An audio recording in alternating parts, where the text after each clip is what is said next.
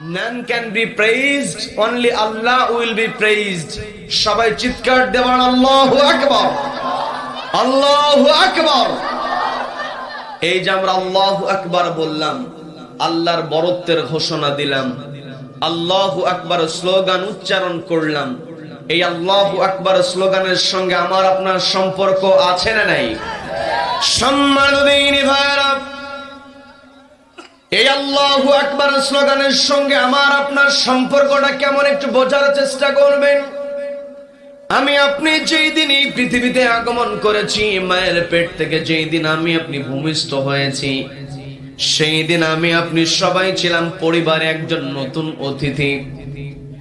কোন সন্তান যখন মায়ের পেট থেকে ভূমিষ্ঠ হয়ে যায়, ওই সন্তান শুধুমাত্র পরিবারের নতুন অতিথি হিসাবে আগমন করে না, গোটা দুনিয়াতে ওই নবজাতককে অতিথি হিসাবে পাঠিয়ে দেন কে?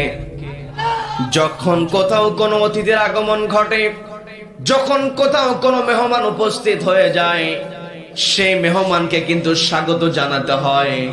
মেহমানকে যদি স্বাগত না জানানো হয়, মেহমান মন খারাপ করে কি করে না? এই যে নবজাতক পৃথিবীতে আগমন করলো, সদ্যজাত সন্তান পৃথিবীতে নতুন অতিথি হিসাবে আগমন করেছে, এই নতুন অতিথিকে কেমন করে স্বাগত জানাতে হবে, ওয়েলকাম করতে হবে শিখিয়ে দিয়েছেন কে? সন্তান যখন ভূমিষ্ঠ হয়ে যাবে, সবার আগে সন্তানকে স্বাগত জানাতে হবে ডান কানে আযান দিয়ে, বাম কানে ইকামত দিয়ে। কি কথা বলেন?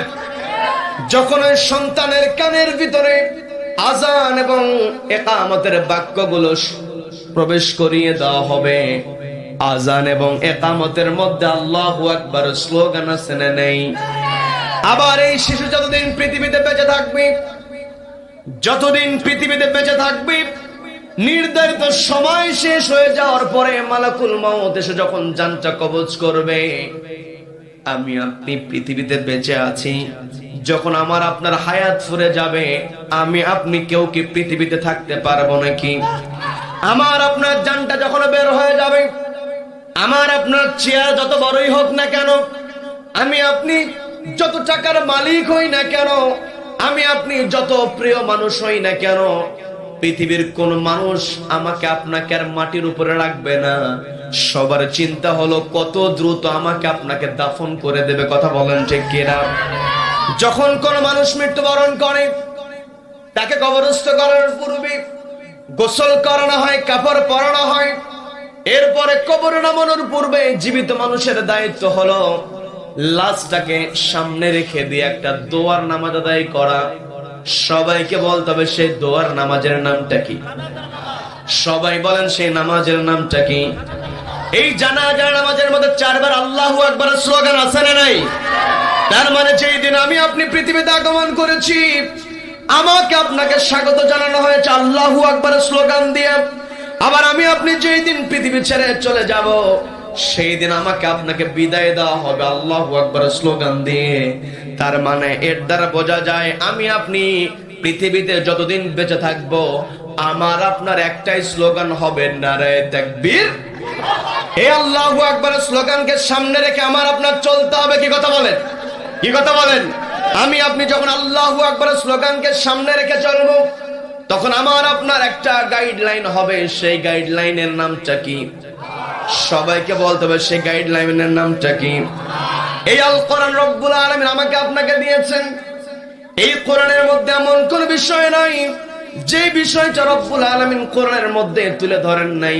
তিবিয়ানান লিকুল্লি শাই।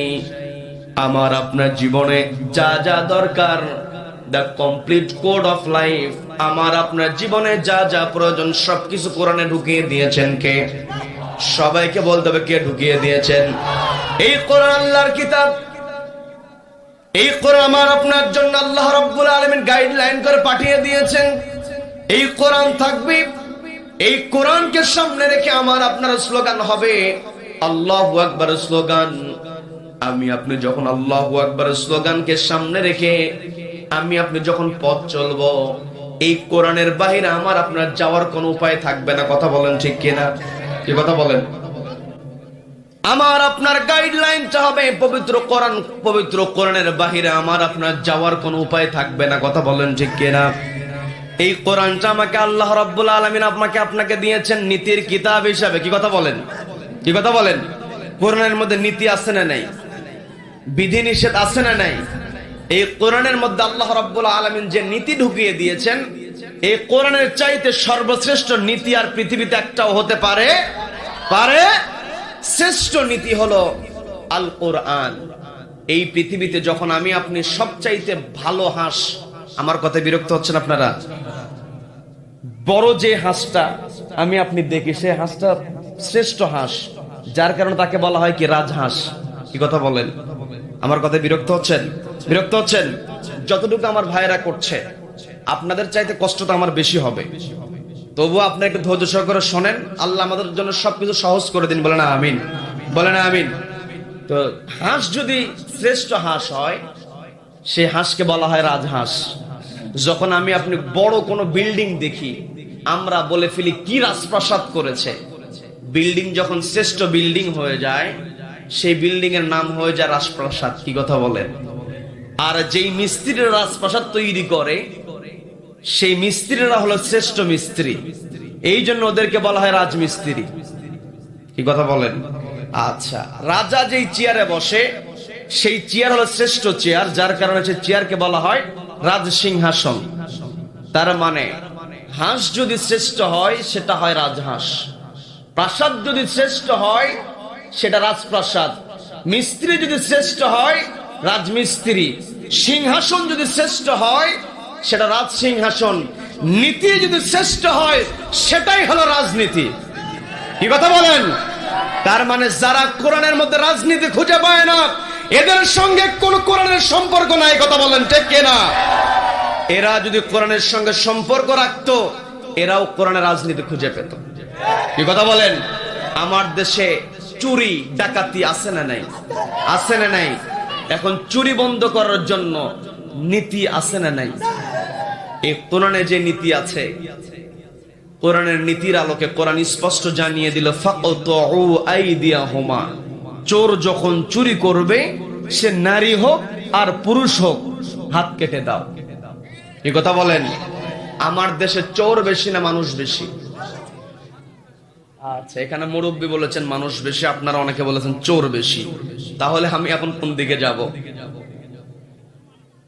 আচ্ছা, মানুষ বেশি, কিন্তু চোরকে সহ্য করার মানুষ বেশি। কি কথা বলেন? আমি আপনি মুরগি চোর ধরা পড়ে, আমি নিজে তো শুনতে পাচ্ছি না, আপনারা যে কেমন শুনছেন আমি বুঝতে পারছি না। আচ্ছা, থাক থাক থাক থাক থাক থাক থাক, দরকার নাই।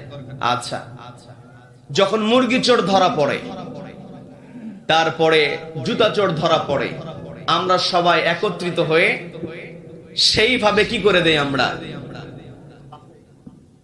আচ্ছা, যখন মুরগি চোর ধরা পড়ে, গরু চোর ধরা পড়েছে, তারপরে জুতা চোর ধরা পড়েছে, আমরা সবাই এক জায়গায় একত্রিত হয়ে আচ্ছা গণধলাই দেই। কি কথা বলেন? জীবনে কাউকে আঘাত করে না, কিন্তু যখনই চোরকে গণধলাই দিচ্ছে, মুরগি চোর, ও চিন্তা করছে যেহেতু সবাই মারতেছে, আমি একটা থাপ্পড় মারি। কি কথা বলেন? এই কথা বলেন। মুরগি চোর, গরু চোর যখন ধরা পড়ে, আমি আপনি গণধলাই দেই, কিন্তু আমার দেশে কলমের খোঁচা দিয়া লক্ষ লক্ষ কোটি কোটি টাকা যেই অফিসার গুলো আত্মসাৎ করে, ওই অফিসার যখন আমার আপনার সামনে চলে আসে, আমি আপনি গণধলাই দেই না, বরং ওদেরকে সালাম দেই। কি কথা বলেন? যতদিন পর্যন্ত মানব রচিত বিধান দিয়ে আইন আদালত পরিচালিত হবে, ততদিন পর্যন্ত বড় বড় চোরেরা সম্মান পাবে। আর যখন কোরআন দিয়ে যখন আদালত কায়েম হবে, তখন কোন অফিসারের পক্ষে কলমের খোঁচা দিয়া লক্ষ লক্ষ টাকা আত্মসাৎ করা সম্ভব হবে না। কথা বলেন ঠিক কিনা? এই কথাগুলো বললেই আলেম ওলামারা খারাপ। কি কথা বলেন? বিগত কয়েক বছর এই মাহফিলটা হয় নাই। কি কথা বলেন? আজকে যারা মাহফিল বন্ধ করেছিল বিগত দিনে, আজকে তারা কোথায়? কি কথা বলেন? কি কথা বলেন? এই কোরআনের মাহফিল যারা বন্ধ করে দিয়েছিল, আমাদের কোরআনের পাখি স্পষ্ট কথা বলেছিলেন, তোমরা জুলুম করছো, কোরআনের বিরোধিতা করছো, এমন একটা সময় চলে আসবে পালানোর জন্য ইঁদুরের গর্ত তোমরা খুঁজে পাবে না। আজকে তাদের অবস্থা তাই হয়ে গিয়েছে।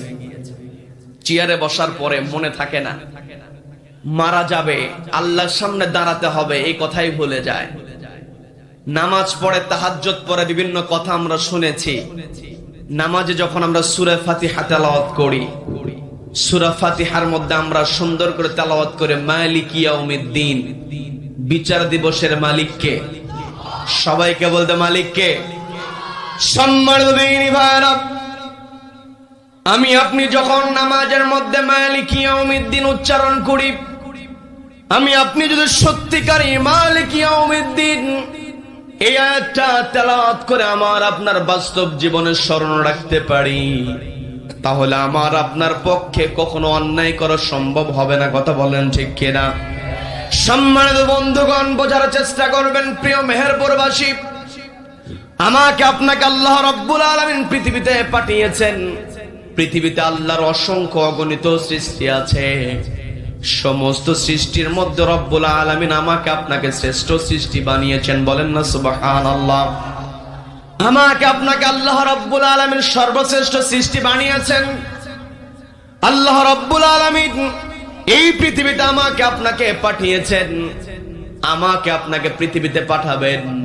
পৃথিবীতে পাঠানোর পূর্বে ফেরেশতাদেরকে ডাক দিয়ে আল্লাহ বললেন, ইন্নী জাইলু ফিল আরদি খলিফা। ওগো আমার ফেরেশতারা, আমি পৃথিবীতে আমার প্রতিনিধি প্রেরণ করব। এই জায়গায় কথাগুলো একটু মনোযোগ দিয়ে বোঝার চেষ্টা করবেন। আল্লাহ বলছেন, ইন্নী জাইলু ফিল আরদি খলিফা, পৃথিবীতে আমি খলিফা প্রেরণ করব। এই জায়গাতে কিন্তু আল্লাহ নাস শব্দ ব্যবহার করেন নাই। এই জায়গায় আল্লাহ বনি আদম শব্দ ব্যবহার করেন না, আল্লাহ ব্যবহার করেছেন খলিফা। কি শব্দ? সবাই বলেন, সবাইকে বলতে কি শব্দ? আল্লাহ বললেন, ইন্নী জাইলু ফিল আরদি খলিফা। ফেরেশতাদেরকে আল্লাহ ডাক দিয়ে বলছেন, আমি পৃথিবীতে আমার প্রতিনিধি প্রেরণ করব, খলিফা পাঠাবো। ফেরেশতারা জবাব দিয়ে বলছে, আতাজআলু ফিহা মান ইউফসিদু ফিহা ওয়া ইয়াসফিকুদ দিমা। ওগো আল্লাহ, পৃথিবীতে কি আপনি এমন কাউকে পাঠাবেন যারা সেখানে গিয়ে ফাসাদ তৈরি করবে, ফিতনা তৈরি করবে, ওয়া ইয়াসফিকুদ দিমা, তারা কি রক্ত ঝরাবে? এমন মানুষ আপনি পাঠাবেন? অথচ ওয়া নাহনু নুসাব্বিহু বিহামদিকা ওয়া নুকদ্দিসু লাক, আমরাই তো আপনার কৃতজ্ঞতা আদায় করি, আমরাই আপনার প্রশংসা করি, আমরাই আপনার হুকুম মেনে চলি। এই কথার দ্বারা ফেরেশতারা বুঝিয়েছে, পৃথিবীতে মানুষকে পাঠানোর পরে মানুষ যদি সেখানে ফাসাদ তৈরি করে, কাজেই পৃথিবীতে ফাসাদ তৈরি হোক এটা আমরা চাই না, আমরাই তো আপনার ইবাদত করি। পরোক্ষভাবে ফেরেশতারা আমাদেরকে পৃথিবীতে না পাঠানোর জন্য তারা মতামত পেশ করেছিল, তারা চেয়েছে, তারা বলেছিল আমরাই তো ইবাদত করি। কিন্তু রব্বুল আলামিন সুন্দর করে বললেন, ইন্নী আ'লামু মা লা তা'লামুন।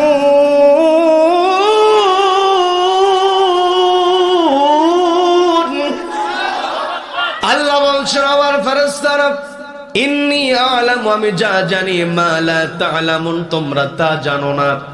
তার মানে এই পৃথিবীতে আল্লাহ রাব্বুল আলামিন আমাকে আপনাকে যেই দিন পাঠিয়েছেন, অর্থাৎ যেই দিন মানুষকে সৃষ্টি করা হয়েছে, যেই দিন আদম আলাইহিস সালাতু ওয়াস সালামকে সৃষ্টি করা হয়েছে, সেই দিন পৃথিবীর সৃষ্টির পূর্ণতা লাভ করেছে। বলেন আল্লাহু আকবার, বলেন আল্লাহু আকবার। এই পৃথিবী মানুষকে যদি তৈরি না করা হতো, পৃথিবীর সৃষ্টির পূর্ণতা লাভ করতো না। আমি বানিয়ে বলছি, পবিত্র কোরআনের 2 নম্বর সূরা, সূরা বাকারার 29 নম্বর আয়াতে রব্বুল আলামিন সুন্দর করে বলছেন, হুয়াল্লাযী খালাকা লাকুম মা ফিল আরদি জামিআ।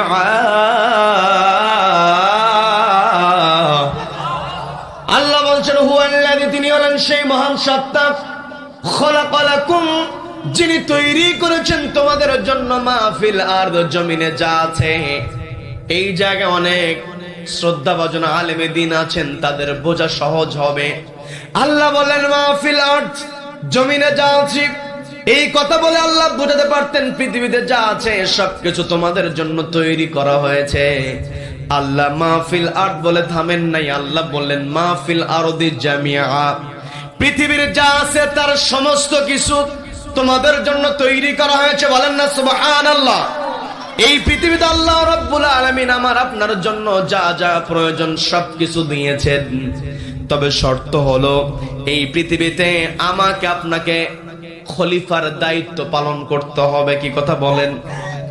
আমি আপনি একা একা ইবাদত করলাম, নামাজ পড়লাম, রোজা রাখলাম, হজ করলাম, যাকাত দিলাম, আমি আপনি একা একা ইবাদত করে যদি মনে করি আমি জান্নাতে চলে যাব, না না, তো সহজ নয়। এই পৃথিবীতে আল্লাহ রাব্বুল আলামিন আমাকে আপনাকে পাঠিয়েছেন শুধুমাত্র ব্যক্তিগত জীবনে আমল করার জন্য নয়। ব্যক্তিগত জীবন, পারিবারিক জীবন, সামাজিক জীবন, রাষ্ট্রীয় জীবন, আন্তর্জাতিক অঙ্গন, প্রত্যেকটা জায়গায় আল্লাহর ইবাদত করতে হবে। কি কথা বলেন? আমি আপনি শুধুমাত্র মসজিদের মধ্যেই কোরআন নিয়ে থাকবো তা হবে না। মসজিদে যেমন কোরআন চলবে, মসজিদ থেকে বের হয়ে কোরআন চালাতে হবে। কি কথা বলেন? আমি আপনি যখন মায়ের পেটের মধ্যে ছিলাম, ওই মায়ের পেটের মধ্যে থাকাকালীন অবস্থায় বাহির থেকে কোনো নিয়ম কানুন আমাকে আপনাকে বড় করতে পারে নাই। আল্লাহ যেইভাবে আমাকে আপনাকে মায়ের পেটের মধ্যে বড় করেছেন, সেইভাবে আল্লাহর হুকুম যেমন মায়ের পেটের মধ্যে চলেছে, এই পৃথিবীতে আসার পরে আমাকে আপনাকে আল্লাহর হুকুমের মধ্যেই চলতে হবে। কথা বলেন ঠিক কিনা? সম্মানিত বন্ধুগণ, কথাগুলো বোঝার চেষ্টা করবেন। খলিফার দায়িত্ব আমি আপনি কেমন করে পালন করব? একা একা ইবাদত করা যদি ইসলাম পালন করা হতো, নবীজি ওই মক্কা থেকে মদিনায় হিজরত করতেন না। নবীজি গফার দেওয়া হয়েছে তুমি একা একা ইবাদত করো, তোমার অর্থের দরকার অর্থ দেওয়া হবে, তোমার চেয়ারের দরকার তোমাকে চেয়ার দেওয়া হবে, তোমার নারীর দরকার তোমাকে নারী দেওয়া হবে, তুমি একা একা ইবাদত করো। নবীজি বলেছেন এক হাতে আমার যদি চন্দ্র দেওয়া হয় আর এক হাতে যদি আমাকে সূর্য দেওয়া হয়, তবু আমি একা একা ইবাদত করব না। আল্লাহ আমাকে পৃথিবীতে এই কোরআনটাকে প্রতিষ্ঠিত করার জন্য যেইভাবে চলতে বলেছেন, আমি আল্লাহর হুকুম অনুযায়ী সেইভাবে চলবো। সমাজের মধ্যে আল্লাহর বিধান বাস্তবায়ন করব। আল্লাহু আকবার। আর একটা বিষয়, আমরা তো কারবালার ঘটনা জানি, ইমাম হোসাইনের ঘটনা আমাদের অনেকের জানা আছে।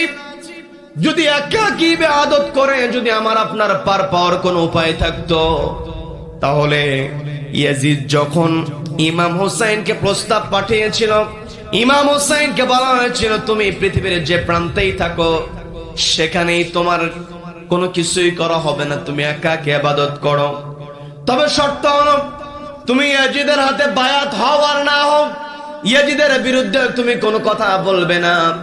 ইমাম হোসাইন বলেছেন যতদিন আমার দেহে রক্ত থাকবে ততদিন আমি অন্যায়ের প্রতিবাদ করব। বলেন আল্লাহু আকবার। আমার আপনার দায়িত্ব, আমি আপনি যদি আল্লাহর খলিফা হিসেবে পৃথিবীতে চলতে চাই, আমার আপনার খেলাফতের দায়িত্ব কেমন করে পালন করতে হবে, আমি আমার আলোচনার সূচনায় পবিত্র কোরআনের 3 নম্বর সূরা, সবাইকে বলতে হবে কত নম্বর সূরা? সবাই একটু কষ্ট করে বলেন কত নম্বর সূরা? সূরা আলে ইমরানের 110 নম্বর আয়াতের সামনের একটা অংশ আমি তেলাওয়াত করেছি, এর সঙ্গে সূরা আনফালের 8 নম্বর সূরা, সূরা আনফালের 2 নম্বর আয়াতে কারিমা তেলাওয়াত করেছি। এই দুইটা আয়াতকে সমন্বয় করে কেমন করে খেলাফতের দায়িত্ব পালন করা দরকার, কেমন করে আল্লাহর প্রতিনিধি হিসেবে পৃথিবী ইবাদত করা দরকার, একটু কথা বলবো। আল্লাহ আমাদেরকে আমল করার নিয়তে বলার এবং শোনার তৌফিক দান করুন। বলেন আমিন, বলেন আমিন। সম্মানিত দিনী ভাইরা, আল্লাহ রাব্বুল আলামিন আমাকে আপনাকে ডাক দিয়ে বলছেন কুনতুম খায়রা উম্মাতিন উখরিজাত লিন-নাসি তা'মুরুনা বিল মা'রুফি ওয়া তানহাউনা আনিল মুনকারি ওয়া তু'মিনুনা বিল্লাহ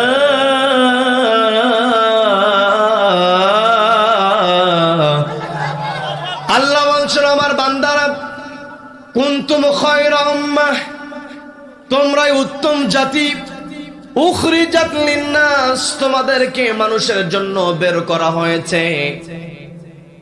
তার মানে এই পৃথিবীতে আমাকে আপনাকে পাঠানো হয়েছে মানুষের জন্য কাজ করার জন্য। কথা বলেন ঠিক কিনা? আমার আপনার দায়িত্ব হলো মানুষের জন্য আমাকে আপনাকে কাজ করতে হবে। এখন আমি আপনি মানুষের জন্য কেমন করে কাজ করব, আল্লাহ এক নম্বরে আমাকে আপনাকে শিখিয়ে দিলেন, তা'মুরুনা বিল মা'রুফ, তোমরা সৎ কাজের আদেশ দাও। কষ্ট হচ্ছে নাকি? আলোচনা চলবে? চলবে কতক্ষণ? সারা বক্তা কাত, সারা রাত কথা বললে বক্তা সোজা থাকতে পারবে? বক্তা সোজা থাকুক আর কাত হয়ে পড়ুক। কোরআন এমন একটি কিতাব, যতদিন পর্যন্ত পৃথিবীতে পূর্ব দিগন্তে সূর্য উদিত হয়ে পশ্চিম আকাশে অস্ত যাবে, ততদিন পর্যন্ত কোরআনের কথা হবে। কোন কোরআন বিদ্বেষী কুলাঙ্গার কোরআনকে থামাতে পারবে না। কারা কারা মতের পক্ষে আছেন দুহাত আল্লাহকে দেখা।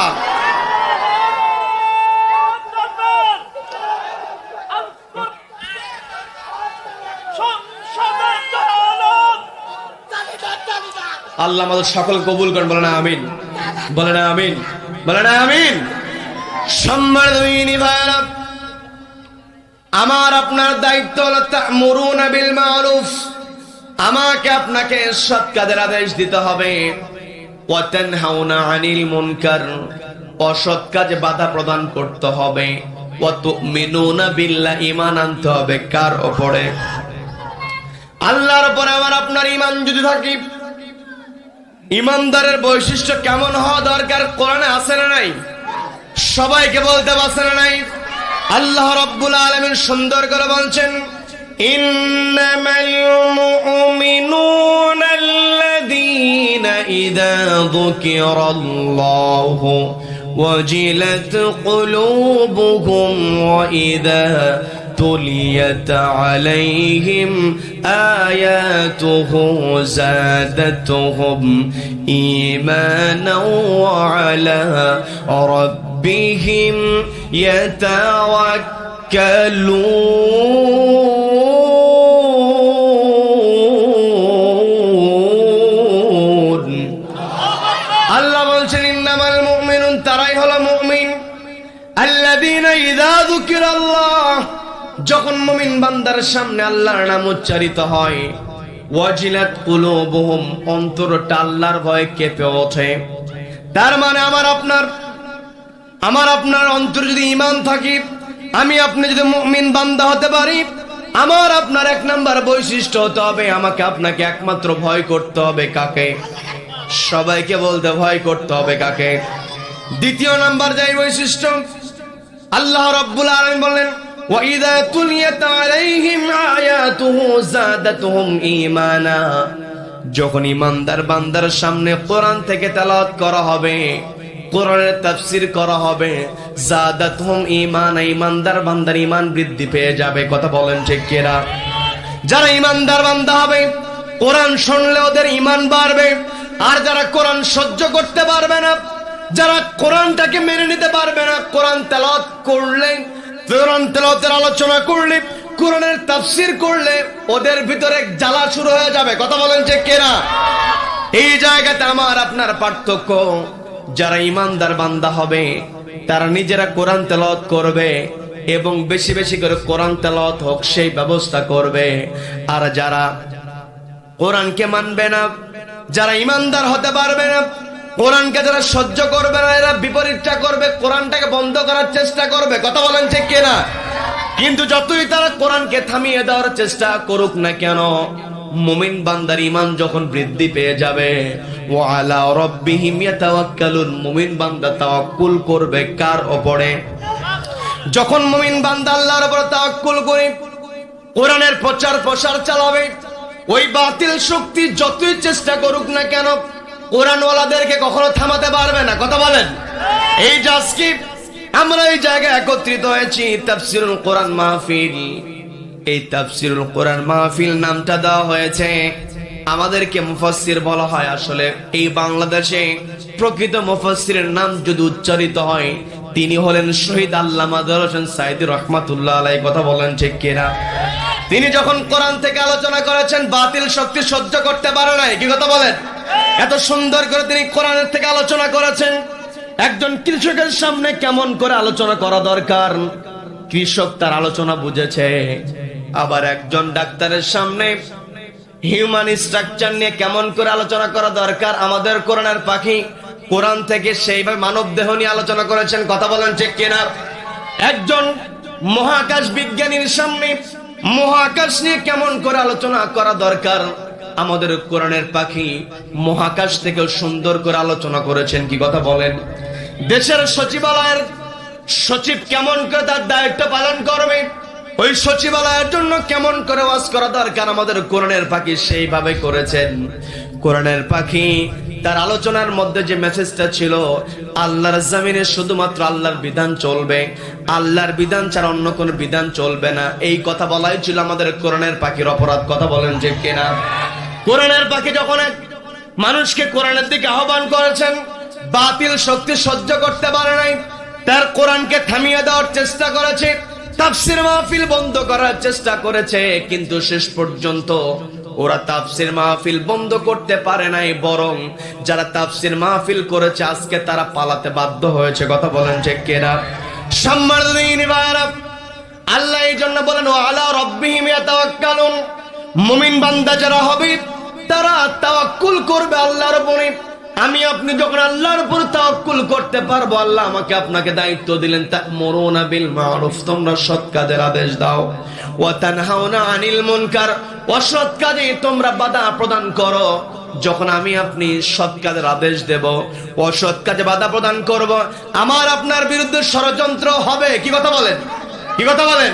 কিন্তু ষড়যন্ত্রকারীরা ষড়যন্ত্র করে আমাকে আপনাকে কখনো থামাতে পারবে না। এই কোরআনের দাওয়াত দেওয়ার কারণে নবীজিকে বন্দী অবস্থায় থাকতে হয়েছে। কি কথা বলেন? নবীজির সাহাবীদেরকে জীবন দিতে হয়েছে, নবীজির সাহাবীরা হাসতে হাসতে ফাঁসির মঞ্চে চলে গিয়েছেন। কি কথা বলেন? নবীজির সাহাবীরা যুদ্ধের ময়দানে যুদ্ধ করতে গিয়েছেন, নিজেদের জীবনটা বিলিয়ে দিয়েছেন। আমি বলতে নিয়েছিলাম আমাদের কোরআনের পাখির কথা। কোরআনের পাখিকে যখন বন্দী অবস্থায় রেখে দেওয়া হলো, আপনাদের জানা কথা, আমি বিস্তারিত বলে সময়টা ক্ষেপণ করব না, শুধু বোঝানোর চেষ্টা করব। আমি আপনি যখন আল্লাহর উপর তাওয়াক্কুল করতে পারবো, আমার আপনার বিষয়গুলো বুঝতে হবে। সেটা হলো আমাদের কোরআনের পাখিকে যখন বন্দী অবস্থায় রেখে দেওয়া হয়েছে, তখন তার বয়স ছিল 70 বছর। সবাইকে বলতে হবে কত বছর? সবাই বলেন কত বছর? 70 বছর বয়সে তাকে বন্দী অবস্থায় রেখে দেওয়া হয়েছে। আমরা তো এখানে হাজার হাজার মানুষ, আমাদের মধ্যে 70 বছর বয়সী মানুষ তো আমি আপনি খুঁজেই পাবো না, পাইলেও হাতে গোনা কয়েকজন। কি কথা বলেন? কি কথা বলেন? এই যে 70 বছর বয়সে তাকে বন্দী অবস্থায় রেখে দেওয়া হলো, 13টা বছর তিনি বন্দী অবস্থায় ছিলেন। এই 13টা বছর বন্দী অবস্থায় তিনি থেকেছেন, কিন্তু একটা মুহূর্তের জন্য তিনি কখনো হতাশ হন নাই। তিনি যখন আদালতে এসেছেন, আমরা দেখেছি তার চেহারার মধ্যে সব সময় ছিল হাসির ঝিলিক, আর বুকে ছিল আল কোরআন। কথা বলেন ঠিক কিনা? তিনি আদালতে এসেছেন, বুকে কোরআনটা রেখেছেন, কারণ কোরআন যেখানে আছে সর্বশেষ বিজয় সেখানে আছে। কি কথা বলেন? আমাদের কোরআনের পাখি সর্বশেষ বিজয় নিয়েই তিনি দুনিয়া থেকে বিদায় হয়েছেন। সেটা হলো যেই দিন তাকে 83 বছর বয়সে শেষ পর্যন্ত তাকে ইনজেকশন পুশ করে হত্যা করা হলো। ওই জেলখানা থেকে যখন তাকে অ্যাম্বুলেন্সে করে নিয়ে আসা হলো, যখন তাকে ওই হসপিটালে অ্যাম্বুলেন্স থেকে নামানো হলো, 83 বছর বয়সী মানুষ, এমনিতেই চেহারার মধ্যে কষ্টের ছাপ থাকার কথা, এমনিতেই কষ্টের মধ্যে ক্লান্তির ছাপ থাকার কথা, কিন্তু আমরা তা দেখি নাই। ওয়া আলা রাব্বিহিম ইয়াতাওয়াক্কালুন, তিনি সব সময় আল্লাহর উপরে তাওয়াক্কুল করেছেন বলে তিনি যখন অ্যাম্বুলেন্স থেকে নামলেন, নামার সঙ্গে সঙ্গে সবাইকে লক্ষ্য করে তিনি সালাম দিলেন। সালাম দেওয়ার পরে সবাইকে লক্ষ্য করে যখন তিনি জিজ্ঞাসা করলেন তোমরা কেমন আছো, এই প্রশ্ন করার সঙ্গে সঙ্গে তিনি তার চেহারার মধ্যে যে হাসির ঝিলিকটা দিয়েছেন, কিয়ামত পর্যন্ত এই বাংলার জমিনে যারা কোরআন নিয়ে কাজ করবে তাদের জন্য আমাদের কোরআনের পাখির ওই হাসিটাই হলো অনুপ্রেরণা। কথা বলেন ঠিক কিনা? যারা আমাদের কোরআনের বাগে কষ্ট দিয়েছে, আজকে তারা নিজেদের পরিচয়টা লুকাতে বাধ্য হয়েছে। কি কথা বলেন? যেই বিচারককে দিয়ে আমাদের কোরআনের পাখির বিরুদ্ধে তারা রায় লিখিয়েছে, ওই বিচারক সবকিছু ফাঁস করতে শুরু করেছে। কি কথা বলেন? তার মানে আমার আপনার এই কোরআনের সঙ্গে সম্পর্ক রাখতে হবে। এই কোরআনটাকে আমার আপনার বাস্তব জীবনে বাস্তবায়ন করতে হবে। ব্যক্তিগত জীবনে, পারিবারিক জীবনে, সামাজিক জীবনে, রাষ্ট্রীয় জীবনে, প্রত্যেকটা জায়গায় আমি আপনি কোরআনটাকে বাস্তবায়নের চেষ্টা করব। যখন আমি আপনি কোরআনটা বাস্তব জীবনে বাস্তবায়ন করতে পারবো, কোরআনটাকে কাগজের পাতা থেকে আমি আপনি যখন সমাজের পাতায়, রাষ্ট্রের পাতায় কোরআনটাকে আমি আপনি যখন বাস্তবায়ন করতে পারবো, তখনই পৃথিবীতে মানুষ শান্তিতে বসবাস করতে পারবে। কথা বলেন ঠিক কিনা? যখন কোরআন বাস্তবায়িত হবে, তখন আমার আপনার ভিতরে জবাবদিহিতা চলে আসবে। এই যে চেয়ার, এই পৃথিবীতে সবচাইতে গুরুত্বপূর্ণ বিষয় হলো যারা ক্ষমতার চেয়ারে বসবে, যারা প্রশাসনের চেয়ারে বসবে, তারা যদি জবাবদিহিতার মধ্যে আসতে পারে, তাহলে সমাজের মধ্যে, রাষ্ট্রের মধ্যে মানুষ শান্তিতে বসবাস করতে পারে। কি কথা বলেন? কি কথা বলেন? সমাজে যখন ন্যায় বিচার থাকবে, আমি আপনি কথা শুরু করেছিলাম, আমাকে আপনাকে আল্লাহ রাব্বুল আলামিন পৃথিবীতে প্রেরণ করেছেন খলিফা হিসাবে। সবাইকে বলতে হবে কি হিসাবে? সবাই বলেন কি হিসাবে? খলিফা হিসাবে আমাকে আপনাকে আল্লাহ রাব্বুল আলামিন পৃথিবীতে প্রেরণ করেছেন। আমি আপনি যদি খেলাফতের দায়িত্ব পালন করতে চাই, আমাকে আপনাকে সৎ কাজের আদেশ দিতে হবে, অসৎ কাজে বাধা প্রদান করতে হবে।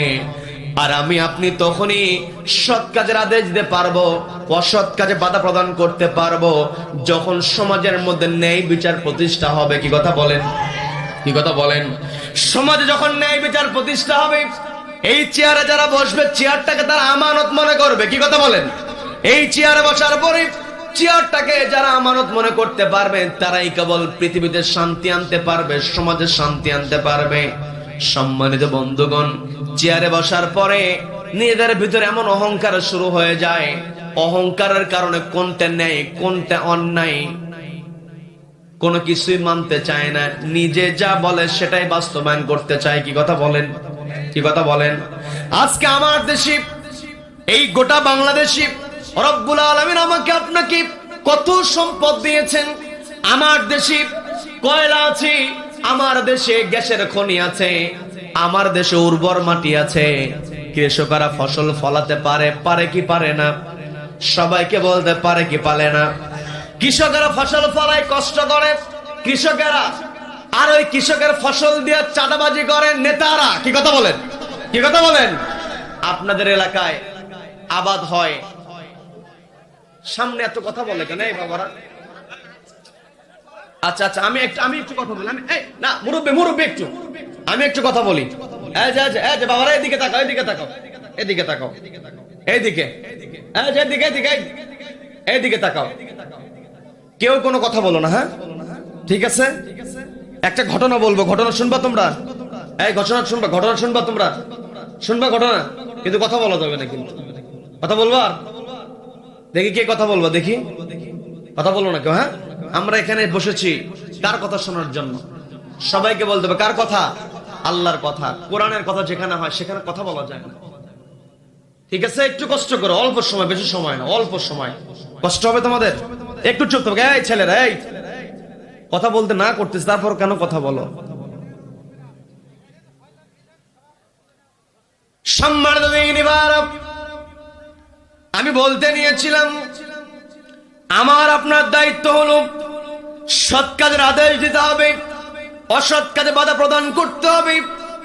আমি আপনি যখন সমাজের মধ্যে সৎ কাজ প্রতিষ্ঠা করতে যাব, এই চেয়ারটা কেমন করে সাজাতে হবে, চেয়ারে যারা বসবে তারা ন্যায় বিচার করবে। নিজের কাছের মানুষ হোক আর দূরের মানুষ হোক, সবাইকে সমান চোখে দেখতে হবে। এটাই হলো জবাবদিহিতার শিক্ষা। কি কথা বলেন? ক্ষমতা আছে বলেই নিজের খেয়াল খুশি মতো চলবো, এটার নাম কখনো ইসলাম হতে পারে না। যেই ব্যক্তি নিজেকে মুসলিম দাবি করবে, সেই চেয়ারে বসার পরে সে কখনো তার চেয়ারটাকে খেয়াল খুশি ব্যবহার করতে পারবে না। কি কথা বলেন? আজকে আমার আপনার ক্ষমতা আছে, ক্ষমতা তো নমরুদের ছিল, ক্ষমতা তো আবু জেহেলের ছিল, ক্ষমতা তো ফেরাউনের ছিল, ক্ষমতা তো আব্রাহার ছিল, কি কথা বলেন? আজকে তারা কোথায়? আজকে তাদের কোনো হদিস নাই, তাদের নাম জপার কেউ নাই। যে আবু জাহেল নবীজির বিরুদ্ধে ষড়যন্ত্র করেছে, সেই নবীজিকে আল্লাহ রাব্বুল আলামিন গোটা দুনিয়াতে ওয়ারাফা'না লাকা যিকরাক, আল্লাহর পরেই যদি কার নাম বেশি উচ্চারিত হয় তিনি হলেন আমার আপনার নবী, নবী করিম সাল্লাল্লাহু। নবীজির নাম উচ্চারিত হয়। যুগে যুগে যারা এই পৃথিবীতে সমাজের মধ্যে ন্যায় প্রতিষ্ঠার জন্য কাজ করেছে, কোরআনটাকে সংবিধান মেনে চলেছে, তাদের নাম কিয়ামত পর্যন্ত সম্মানের সাথে উচ্চারিত হয়। জুমার দিনে যখন ইমাম সাহেব খুতবা দেয়, ওই খুতবার মধ্যে হযরত ওমরের নাম আছে না নাই? সবাইকে বলতে পারে নাম আছে না নাই? হযরত ওমর রাদিয়াল্লাহু তাআলা আনহু তিনি যখন তার চেয়ারে বসেছেন, ওই চেয়ারে বসার পরে তিনি চেয়ারটাকে আমানত মনে করেছেন। চেয়ারের কখনো তিনি খেয়ানত করেন নাই। চেয়ারটাকে তিনি আমানত মনে করি প্রত্যেকটা জায়গায় তিনি ন্যায় বিচার করেছেন। হযরত ওমরের সময় মিশরের একজন গভর্নর ছিল, তিনি ছিলেন আর একজন প্রসিদ্ধ সাহাবীর নাম হলো আমর ইবনুল আস রাদিয়াল্লাহু তাআলা আনহু। আমর ইবনুল আস রাদিয়াল্লাহু তাআলা আনহু তিনি মিশরের গভর্নর। আমর ইবনুল আস রাদিয়াল্লাহু তাআলা আনহু একটা ছেলে ছিল। ওই ছেলে একদিন একজন অমুসলিম বালকের সঙ্গে ঝগড়া করেছে। ঝগড়ার একটা পর্যায়ে ওই খ্রিস্টান বালকটাকে আঘাত করেছে, প্রচন্ড আঘাত করেছে। তারা ছিল গরিব মানুষ। যখন প্রচন্ড আঘাত করেছে, গরিব মানুষ গভর্নরের পিতার বিরুদ্ধে অভিযোগ করবে, সাহস পাচ্ছিল না। মনে করছে যদি গভর্নরের কাছে বিচার দেওয়া হয় তাহলে গভর্নর যদি আমার উপর রেগে যায়, অথবা এমন হতে পারে গভর্নরের কাছে বিচার দিয়েছি, তার সন্তান এসে আবার আঘাত করতে পারে। আমরা এমনও দেখেছি সমাজের গরিব মানুষ বিপদে পড়েছে, জুলুমের শিকার হয়েছে, এলাকার মাতব্বরের কাছে, চেয়ারম্যান, মেম্বার, এমপির কাছে বিচার দিয়েছে, পাল্টা ওই জালিম আবার আঘাত করেছে। এমন ঘটনা আছে না নাই? সবাইকে বলতে হবে আছে না নাই? সম্মানিত বন্ধুগণ, আমর ইবনে আস রাদিয়াল্লাহু তাআলা আনহুর সন্তান যখন আঘাত করলেন, আঘাত করার পরে ওই খ্রিস্টান বিচার দেওয়ার সাহস পাচ্ছিল না। একজন পাশে গিয়ে বলছে, আমর ইবনে আসের কাছে গিয়ে যদি তুমি বিচার দেওয়ার সাহস না পাও তাহলে যিনি খলিফা হযরত ওমরের বরাবর তুমি বিচারটা দিতে পারো, হয়তো ওমরের কাছে তুমি বিচারটা দিতে পারো। পরবর্তী তোমার নিরাপত্তার ব্যাপারেও তিনি গাইডলাইন দিয়ে দিবেন, নির্দেশনা দিয়ে দিবেন, শক্তভাবে তিনি বলে দিবেন, বিচারটাও দিয়ে দিবেন, তোমার নিরাপত্তাও দেওয়া হবে। আজকে দেখবেন আমার আপনার দেশের মধ্যে যে অবস্থা হয়েছে, আমি আপনি যদি কোনো চাঁদাবাজের বিরুদ্ধে কথা বলি, দিনের বেলা কথা বললে রাতের বেলা আঘাত করা হয়, কি কথা বলেন? কি কথা বলেন? আজকে যদি কোরআন থাকতো, আজকে যদি ক্ষমতার চেয়ারে যারা বসেছে এদের ভিতরে জবাব দিয়ে রাখতো, তাহলে মানুষ কখনো তাদের ন্যায্য অধিকার পাওয়ার জন্য আবেদন করার ক্ষেত্রে কখনো ভয় পেত না। কথা বলেন, কি কথা বলেন? সম্মানিত দিনী ভাইরা, যাব কথা বলতে নিয়েছিলাম, আমর ইবনুল আস রাদিয়াল্লাহু তাআলা তার ছেলের বিরুদ্ধে ওই খ্রিস্টান যখন তার ছেলেকে ওমরের কাছে হাজির হলেন, হাজির হয়ে হযরত ওমরকে বলা হলো, হযরত ওমর রাদিয়াল্লাহু তাআলাকে বলা হলো, গভর্নরের সন্তান আমার সন্তানকে আঘাত করেছে, আপনার কাছে আমি বিচারের জন্য এসেছি। এই কথা বলার পরে হযরত ওমর রাদিয়াল্লাহু তাআলা আমর ইবনুল আস এবং তার সন্তানকে ডেকে পাঠালেন। ডেকে পাঠানোর পরে হযরত ওমর রাদিয়াল্লাহু তাআলা আমর ইবনুল আস রাদিয়াল্লাহু তাআলার ছেলেকে জিজ্ঞাসা করলেন, তুমি কি একে হত্যা আঘাত করেছো নাকি? তুমি কি একে প্রহার করেছো নাকি? এই প্রশ্ন যখন করা হলো, আমর ইবনুল আস রাদিয়াল্লাহু তাআলার ছেলে হযরত ওমরকে দেখে ভয়তে বললেন, হ্যাঁ আমি আঘাত করেছি। যখন তিনি স্বীকার করে নিলেন, স্বীকার করে নেওয়ার সঙ্গে সঙ্গে হযরত ওমর রাদিয়াল্লাহু তাআলা ওই খ্রিস্টান বালককে বলছে, তোমাকে যেমন করে আঘাত করেছে তুমি পাল্টা তেমন করে আঘাত করো। বলেন আল্লাহু আকবার, বলেন আল্লাহু আকবার। এটাই হলো ন্যায় বিচার। কি কথা বলেন? যখন সমাজের মধ্যে ন্যায় বিচার থাকবে তখন আমার আপনার পক্ষে ভালো কাজ করা সহজ হবে, ভালো কাজের আদেশ দেওয়া সহজ হবে। যখন সমাজের মধ্যে ন্যায় বিচার থাকবে তখন আমি আপনি অন্যায়ের বিরুদ্ধে কথা বলতে পারবো। কিন্তু সমাজের ভিতরে যদি ন্যায় বিচার প্রতিষ্ঠা না থাকে, ওই সমাজের মধ্যে যতই মানুষ ন্যায় ন্যায় জিকির করুক না কেন, ন্যায়ের আদেশ, সৎ কাজের আদেশ কখনো দিতে পারবে না। কথা বলেন ঠিক কিনা? এই জন্য আমাকে আপনাকে একতাবদ্ধ হতে হবে। আল্লাহ এই জন্য বলছেন কুনতুম খায়রা উম্মাহ, ও আমার বান্দারা, তোমরা উত্তম জাতি হতে পারবে, তোমরাই উত্তম হতে পারবে। উম্মাহ তোমাদেরকে হতে হবে, তোমাদেরকে একত্রিত হতে হবে, একটা গোষ্ঠী হতে হবে, একতাবদ্ধ হতে হবে। আজকে আমার দেশে আমি আপনি প্রকৃত স্বাধীনতা এখনো পাই নাই। কি কথা বলেন? কি কথা বলেন? 47 সালে আমাদের এই দেশ থেকে ব্রিটিশরা চলে গিয়েছে, 71-এ পাকিস্তানি হানাদারেরা চলে গিয়েছে, সর্বশেষ 2024 সালে যেই অভ্যুত্থানটা হয়েছে, এই অভ্যুত্থানের দ্বারা ভারতীয় আগ্রাসন একটু নড়বড়ে হয়েছে। কি কথা বলেন? আমি আপনি 47-এ ব্রিটিশদের কাছ থেকে স্বাধীন হলেও ভারতীয়দের কাছ থেকে স্বাধীন হতে পারে নাই। কি কথা বলেন? আমি আপনি 71 সালে পাকিস্তানিদের কাছ থেকে স্বাধীন হলেও ওই ভারতের আমাদেরকে চতুর্পাশ্বে বেষ্টন করে রেখেছে। কি কথা বলেন? ওদের যে আগ্রাসন, এই যে গণ অভ্যুত্থানটা হয়েছে, ছাত্র জনতা সামনের কাতারে এসেছে। ওই ছাত্র জনতার সামনের কাতারে যখন এসে অন্যায়ের বিরুদ্ধে প্রতিবাদ করেছে, এই অন্যায়ের বিরুদ্ধে প্রতিবাদ করাটা মূলত কার হুকুম? সবাইকে বলতে হবে কার হুকুম? আল্লাহ বলেন আতানহাউনা আনিল মুনকার, যেখানেই তোমরা অন্যায় দেখবে, যেখানেই তোমরা অপকর্ম দেখবে, সেখানেই তোমরা বাধা প্রদান করবে। তার মানে আমি আপনি এই যে অভ্যুত্থানটা হলো, এই অভ্যুত্থানের ফলে ভারতীয় আগ্রাসনটা নড়বড়ে হয়েছে, কিন্তু এখনো ভারতীয় আগ্রাসন কিন্তু আমার দেশ থেকে নির্মূল হয় না। এখনো ষড়যন্ত্র আছে না নাই? সবাইকে বলতে হবে ষড়যন্ত্র আছে না নাই? আমার এই দেশটাকে, আমার আপনার সোনার বাংলাদেশকে সাজাতে হবে, আমাকে আপনাকে ঐক্যবদ্ধ হয় ওই আগ্রাসনের বিরুদ্ধে আমাকে আপনাকে রুখে দাঁড়াতে হবে। কি কথা বলেন? সম্মানিত দিনী ভাইরা, আমার আপনার দায়িত্ব হলো, আমার আপনার চিন্তা হলো, এই পৃথিবীতে আমাকে আপনাকে আল্লাহ রাব্বুল আলামিন খলিফা হিসেবে প্রেরণ করেছেন। আমার আপনার দায়িত্ব, আমার আপনার খেলাফতের দায়িত্ব পালন করতে হবে, সমাজের মধ্যে ন্যায় বিচার প্রতিষ্ঠা করতে হবে। হযরত ওমরের ঘটনা বলতে নিয়েছিলাম। হযরত ওমর রাদিয়াল্লাহু তাআলা আনহু শুধুমাত্র গভর্নরের ছেলের ব্যাপারে যে ন্যায় বিচার করেছেন তা নয়। হযরত ওমর রাদিয়াল্লাহু তাআলা একটা ঘটনা আছে, বলবো নাকি মোনাজাত দেব? শেষ করে দেয় নাকি? লোকজন তো উঠে যাচ্ছে।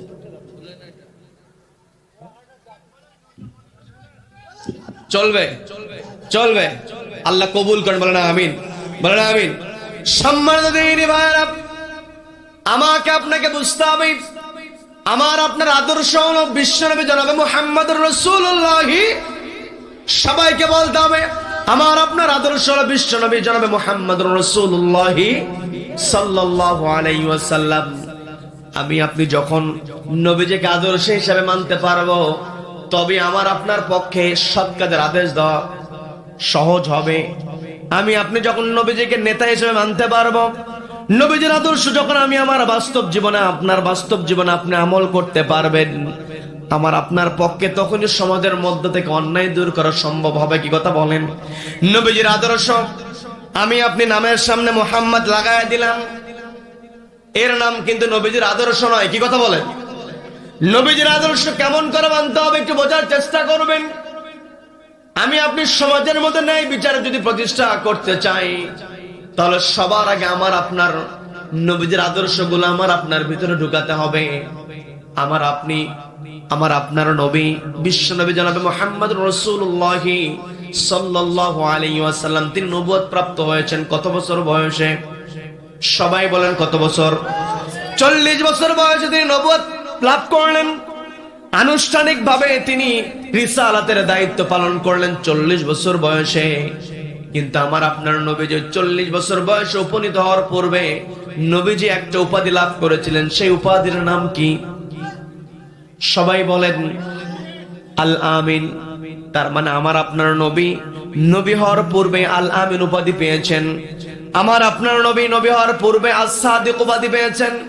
অথচ আমি আপনি নিজেকে নবীজির উম্মত দাবি করি, কিন্তু সারা দিনে কতগুলো কথা বললাম, এর মধ্যে সত্য কথা খুঁজেই পাওয়া যায় না।